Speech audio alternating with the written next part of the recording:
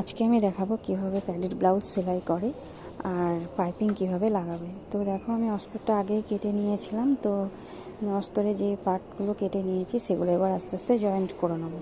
তো নিচে থেকে ধরে দেখো, আমি এবার একটা পার্টস জয়েন্ট করে নিচ্ছি। তো কাটিংয়ের ভিডিও আমি আনতে পারিনি, কারণ ভিডিওটা অনেক লং হয়ে যাবে, তার জন্য আমি কাটিংয়ের ভিডিও অন্য কেউ দেখতে চাইলে আমি পরে নিশ্চয়ই দেবো।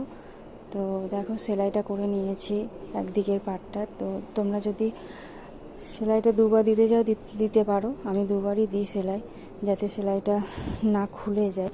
তো যেভাবে সেলাই এদিকে দিয়েছি সেম এদিকেও এই পাটটাও আমি জয়েন্ট করে নিয়েছি। দেখো, তো জয়েন্ট করে নেওয়ার পর এবার আমি কাপ লাগাবো। তো কাপ নিয়েছি আমি 32 সাইজের। তো কান থেকে যেভাবে আমি মাপটা নিয়েছিলাম, তো সেভাবে আবার সেন্টার করে নেব। তো 10 ইঞ্চি আমি নিয়েছি, তোমরা 10.5ও নিতে পারো।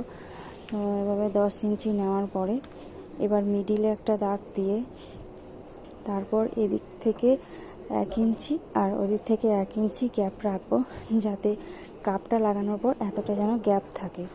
তো এবার কাপটা আমি লাগাবো। দেখো, কাপটার মাঝে একটা সেন্টার করে নেব 4 ভাঁজ করে। তো সেন্টার করার পর ব্লাউজে যেখানে সেন্টার দিয়েছিলাম ওখানে মাঝ বরাবর একটা সুতো দিয়ে সেলাই করে নেব।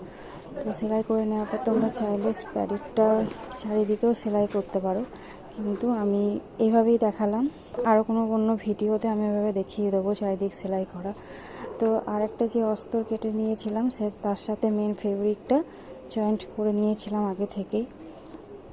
মেন ফেব্রিকের সাথে এবার গলাটা আমি কাটিং করে নিচ্ছি। তো প্যাডেড ব্লাউজে অস্তর ডবল লাগে, সামনের পার্ট ডবল কাটতে হয়। তো প্রথমে একটাতে প্যাডেড লাগাই আর একটা এভাবে মেন ফেব্রিকের সাথে জয়েন্ট হয়।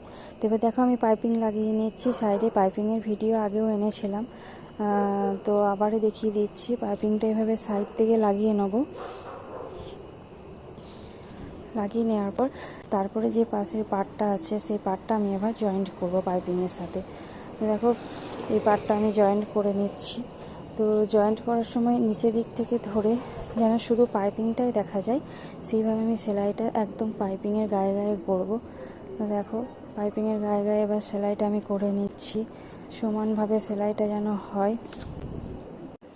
তো সেলাইটা আমি পাইপিংটা লাগিয়ে নিয়েছি। এবার সেম এদিকেও একইভাবে সেলাইটা দিয়ে পার্টটা জয়েন্ট করে নেব। তো দেখো, এবার আমার হয়ে গেছে জয়েন্ট। এবার আমি যে কাপটা লাগিয়েছিলাম যে অস্তরটায় আর মেন ফেব্রিকে যে অস্তরটা লাগানো ছিল সেটা ধরে একসাথে আমি উল্টে দেবো এবার। তো দেখো, এভাবে গলার